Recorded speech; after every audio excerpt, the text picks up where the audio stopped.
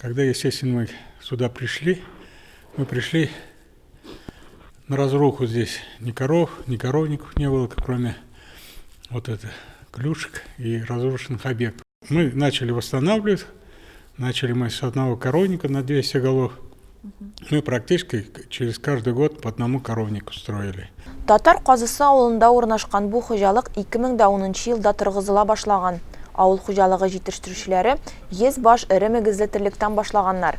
Бүген монда 500 башка якын хайван бар. 145-е галштин нәселе савым сыерлары. Алар бу көннәрдә уртача 16-20 литр сөт бирәләр. У нас каждый год, значит, у нас увеличение процентов на 10, на 20, это самое прирост. Но в этом году я сейчас боюсь ошибиться, но гораздо выше, чем, процент, наверное, 15, наверное.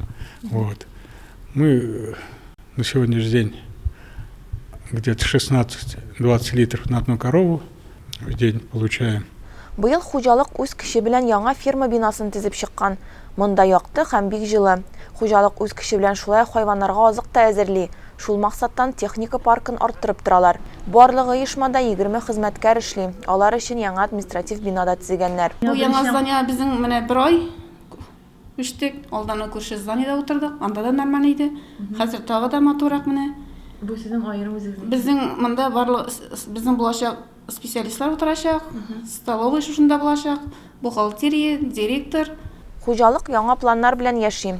Киләсе елда республика программаларында катнашып 400 башка исәпләнгән бина төзергә телиләр.